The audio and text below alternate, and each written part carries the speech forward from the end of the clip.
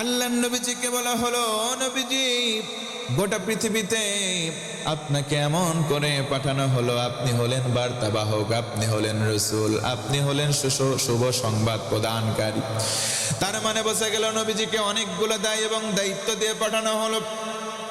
পৃথিবীতে শুধু মানব নয়, তিনি হলেন মহামানব। তিনি শুধু নবী নয়, তিনি হলেন মহানবী। কথা বলেন ঠিক কিনা? তার মানে পৃথিবীতে তিনি মানব হয়ে আগমন করলেও তিনি সাধারণ মানব নয়, তিনি মহামানব। কোন সুবহানাল্লাহ। আল্লাহ রাব্বুল আলামিন নবীজিকে দুনিয়াতে পাঠালেন। শুধু নবীজি নয়, বাবা আদম নবী আলাইহিস সালাতু ওয়াস সালাম থেকে নিয়ে অসংখ্য অগণিত নবী এবং রাসূলকে পাঠালেন। নবীজিকে সর্বশ্রেষ্ঠ করে সর্বশেষ নবী করে পাঠালেন। আজকে আমরা জানবো নবীজির পাঁচটা শান। এক নম্বর শান হলো নবীজি আমার সর্বশেষ নবী। কথা বলেন ঠিক কিনা? আল্লাহ রাব্বুল আলামিন কোরআনে কারীমের মধ্যে বলেন, কুল ইয়া আইয়ুহান নাসু ইন্নী রাসূলুল্লাহি ইলাইকুম জামিআ। চিৎকার করে বলা লাগবে আল্লাহু আকবার। আল্লাহ রাব্বুল আলামিন বলেন, রাসূল আপনি বলেন, আমি তোমাদের সকল মানুষের জন্য আল্লাহর রাসূল। শুধু তাই নয়, তিনি হলেন খাতামুন নাবিয়্যিন, সর্বশেষ নবী মুহাম্মদুর রাসূলুল্লাহ সাল্লাল্লাহু আলাইহি ওয়াসাল্লাম। ও আমার মুসলমান ভাই, সিলেটের বন্ধুগণ, এদিক সেদিক মনোনিবেশ করবার কোনো সুযোগ নাই। আমার দিকে তাকান, গভীর মনোযোগের সঙ্গে কথাগুলো শুনতে হবে। কোরআন থেকে কথা শুনলে আমাদের ঈমান যিনি বাড়ায় দেবেন তিনি কে? আল্লাহ রাব্বুল আলামিন আরো বলেন, ওয়ামা আরসালনাকা ইল্লা কাফাতাল লিন্নাসি বাশীরাও ওয়া নাযীরা।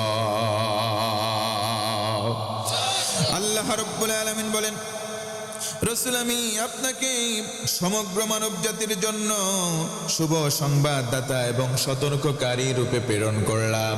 তার মানে শুভ সংবাদ যদি রাসূলুল্লাহ না দেন, অন্য কেউ দিতে পারেন? রাসূল আমার শুভ সংবাদদাতা, রাসূল আমার সতর্ককারী। ও মুসলমান, এজন্য নবীজি যেই বিষয়ে আমাদেরকে সতর্ক করেছেন, আমরাও সতর্কতামূলক পদক্ষেপ গ্রহণ করব ইনশাআল্লাহ। নবীজির পাঁচটি শানের এক নম্বর শান, নবীজি শেষ নবী। নবীজি শেষ নবী। নবীজি শেষ নবীর উপমা হাদিসে নববীতে নবীজি নিজেই বলেন, একটা ব্যক্তি একটা বাড়ি বানিয়েছে, সুন্দর অট্টালিকা বানিয়েছে, এত সুন্দর করেছে, ইয়াজমালাহু ওয়া ইহসানাহু, সুন্দর করার পরে উপরের দিকে একটা ইট বাকি রেখেছে। লোকজন বাসার দেখতে এসেছে, আশপাশে ইয়াতুফুন আল্লাহু, তারা ঘুরে ঘুরে দেখছে এলাকাবাসী। ওয়ায়াজিবুন আল্লাহু, তারা আশ্চর্যিত হচ্ছে, কি এত সুন্দর বাড়ি, বাট এই জায়গায় একটা ইট দিলে আরো সুন্দর হতো। লোকজন আশ্চর্যিত হচ্ছে। নবীজি বলেন, আমার উদাহরণ হচ্ছে ওই ইটের মতো, যে ইটটা ফাঁকা আছে। অসংখ্য নবী এবং রাসূল দুনিয়াতে এসেছেন, আমাকে আল্লাহ তাআলা ওই শীষ ইট বানিয়ে ওই জায়গায় পূর্ণতা দিয়েছেন, তথা নবী রাসূলদের আগমনের সিলসিলার পূর্ণতা দিয়েছেন আমি মুহাম্মাদের মাধ্যমে। জোরে বলুন সুবহানাল্লাহ। আল্লাহ রাব্বুল আলামিন নবীজিকে পাঠালেন শেষ নবী করে। তার মানে বোঝা গেল নবী আলাইহিস সালাতু ওয়াস সালামদের আগমনের একটা সিলসিলা ছিল, সেই সিলসিলার পূর্ণতা দিলেন মুহাম্মাদুর রাসূলুল্লাহ সাল্লাল্লাহু আলাইহি ওয়াসাল্লাম।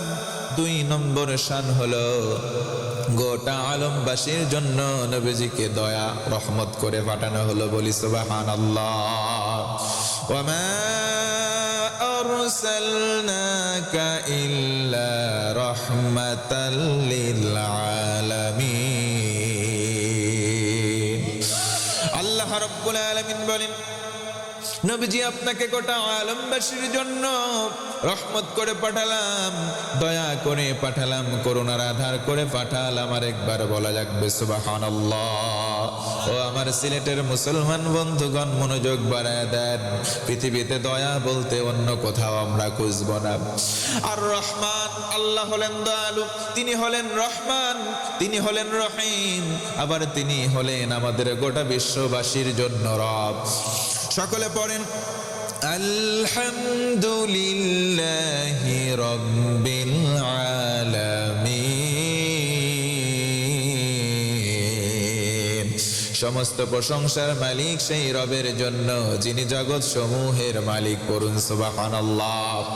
জগৎ সমূহের রব হলেন আল্লাহ, জগৎবাসীর জন্য দয়া হলেন নবীজি। ও মুসলমান, এই জন্য আসুন নবীজির শানগুলো আমরা একটা একটা করে জানার চেষ্টা করি। 1 নম্বর শান, নবীজি আমাদের শেষ নবী। নবীজি 2 নম্বর শান, তিনি হলেন দয়া, দয়ার রাসূল সাল্লাল্লাহু আলাইহি ওয়াসাল্লাম। আল্লাহর নবী কিয়ামতের দিন ওই মুসিবতের সময় লেওয়াউল হামদ, হামদের একটা পতাকা উঁচু করবেন, পতাকা নিয়ে সম্মুখ পানে অগ্রসর হন, জান্নাতের দিকে যাবেন, জান্নাতে কড়া নাড়বেন। ফেরেশতা বলবে মান আনতা, কে গো তুমি? নবীজি বলবেন আনা মুহাম্মদ সাল্লাল্লাহু। ফেরেশতারা বলবে আমরা আদিষ্ট হয়েছি আপনার জন্য, অপেক্ষায় অপেক্ষমান আছি। নবীজি সাহাবীদেরকে নেবেন, কিছু উম্মতদেরকে নেবেন, লেওয়াউল হামদ, হামদের পতাকা নিয়ে জান্নাতে কড়া নাড়বেন। জান্নাতের দরজা খুলে গেলে নবীজি সাহাবী উম্মতদেরকে নিয়ে জান্নাতে চলে যাবে। নবীজি যখন জান্নাতে প্রবেশ করবেন, জান্নাতের মধ্যে 120টা কাতার, একটা দুইটা করে সম্মানের কাতার ক্লাসিফিকেশন হয়ে যাবে। নবীজি বলেন কতগুলো তোমরা পাবে? তোমরা পাবে 80 কানা, বাকি থাকে 40 কানা কাতার। এই 40টা কাতার পাবে তারা আলা সাইরিল উমাম, আদম নবী থেকে শুরু করে ঈসা পয়গম্বর আলাইহিস সালাম, যতজন নবী আম্বিয়া আলাইহিস সালাম আগমন করেছিলেন, তাদের যত উম্মত ছিল পাবে জান্নাতের 40টা কাতার। আর 80 খানা কাতার পাবে নবীজির উম্মত। আমরা শেষ নবীর উম্মত, বলুন সুবহানাল্লাহ। ও মুসলমান, সম্মানের দিক থেকে আমরা মর্যাদাবানের জন্য খুশি না বেজার? বেলাল দামেস্কে আছেন, একদিন নবীজিকে স্বপ্ন দেখলেন। নবীজি এসে বলেন বেলাল, আমি নবীজির কথা কি তোমার মনে পড়ে না? আমি মদিনায় আছি, তুমি কেন দামেস্কে আছো? আমার কথা কি তোমার মনে পড়ে না? হযরতে বেলালের ঘুম ভেঙে গেল, হাউমাউ করে ডুকরে কান্না শুরু করলেন। 1 সেকেন্ড কাল বিলম্ব করলেন না, মদিনার পথে রওনা দিলেন। পায়ে হাঁটা পথ, লম্বা সময় অতিবাহিত হয়ে যেদিন তিনি মদিনায় পৌঁছলেন, জোহরের সময় হয়ে গেছে, আজানের ওয়াক্ত প্রায়। সাহাবীরা সবাই বসা আছেন, সবাই দেখলেন বেলাল কোথা থেকে যেন একজন আজনবী চলে আসে। কাছাকাছি আসার পরে চেহারা দৃশ্যমান হলো, চিনতে আর কারো বাকি নাই। আমাদের নেতা বেলাল চলে এসেছে, আমাদের নেতা বেলাল। ও বেলাল, তুমি যখন এতদিন পর ফিরে আসলে, আজানের রক্ত হয়ে গেছে, তুমি এখন আজানটা দিয়ে দাও। বলেন সুবহানাল্লাহ। হযরতে বেলাল বলেন না, যেই শহরে নবী নাই সেই শহরে আমি বেলাল আজান দেব না, কারণ রাসূল ছিলেন ইমাম, আমি বেলাল ছিলাম মুয়াজ্জিন। যেই শহরে আমার ইমাম নাই, আমি বেলাল সেখানে মুয়াজ্জিন হব না। সাহাবীরা সবাই অনুরোধ করেন, কারো কথা তিনি রাখেন না। এক পর্যায়ে হাসান হুসাইন 2 ভাই আসলেন। আসার পরে বলে, আজ্জিনিয়া বেলাল, ও বেলাল, আল্লাহর ওয়াস্তে আজকের দিনের আজানটা আপনি দিয়ে দেন। হযরতে বেলাল বলেন, কেমন যেন আমার লেগে গেল। ও মুসলমান ভাই, আল্লাহর রাসূল বলেন, হুমা রায়হাতান, হাসান হুসাইন 2 ভাই হলো আমি রাসূলের আতর। সুবহানাল্লাহ বলে। তার মানে আতর কেমন? পারফিউম, পারফিউম সুগন্ধি হয়। নবীজির সঙ্গে সব সময় জড়িয়ে থাকতেন হযরতে হাসান হুসাইন রাদিয়াল্লাহু আনহু। এই কারণে তাদের শরীরে নবীর গায়ের সুগন্ধি পাওয়া যেত। কোন সুবহানাল্লাহ।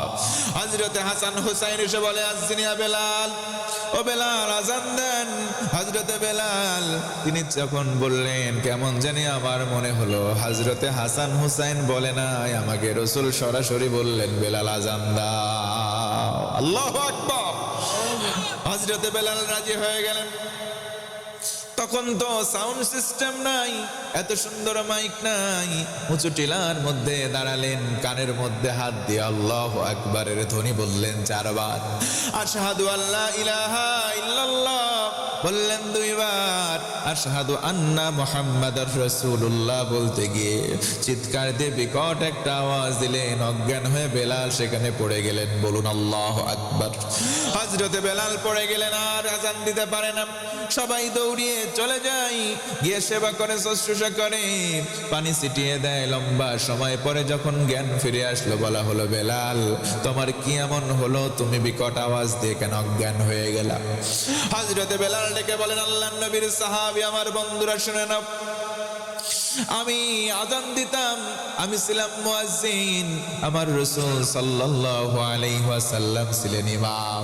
আমি যখনই আজান দিতাম আল্লাহর নবীজি আমার সামনে দাঁড়িয়ে থাকতেন।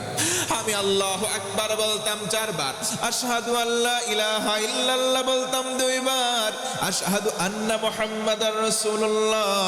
যখন এই বাক্যটা বলতাম নবীজির দিকে নিজের শাহাদাত আঙ্গুলি দিয়ে উঁচু করে দিয়ে সাক্ষ্য দিতাম। আমি আজকে আশহাদু আন্না মুহাম্মাদার রাসূলুল্লাহ বললাম, নিজের অজান্তে আঙুল উঁচু করলাম। আমি ভাবলাম নবীজি আমার সামনে, এখন সামনে চোখটা খুলে দেখি আমার নবী আমার সামনে নাই।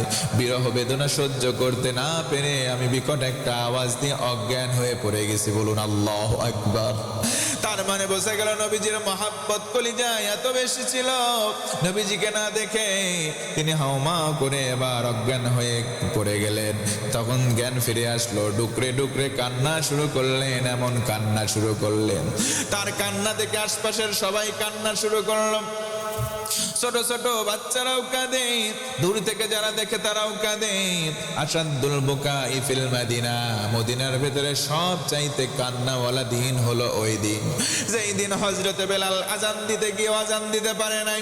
ও মুসলমান, জানতে চাই সেই রাসূলের প্রতি মহব্বত ভালোবাসা বাড়ানোর দরকার আছে না নাই? নবীজি আমাদের জন্য উত্তম আদর্শ ছিলেন। বলুন সুবহানাল্লাহ। মা محمد أبا أحد من رجالكم ولكن رسول الله وخاتم النبيين।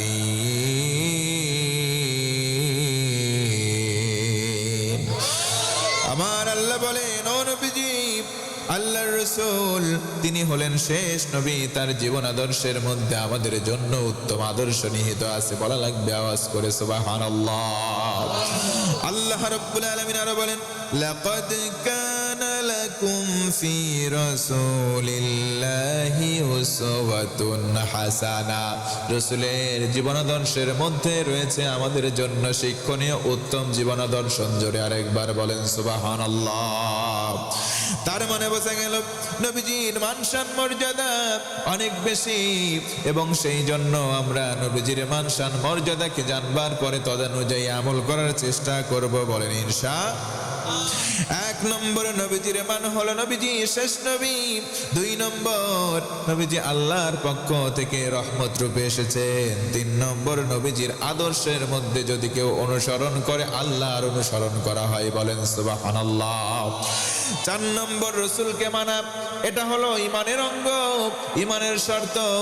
আর 5 নম্বর তার আদর্শই উত্তম আদর্শ। আওয়াজ করে কোন সুবহানাল্লাহ।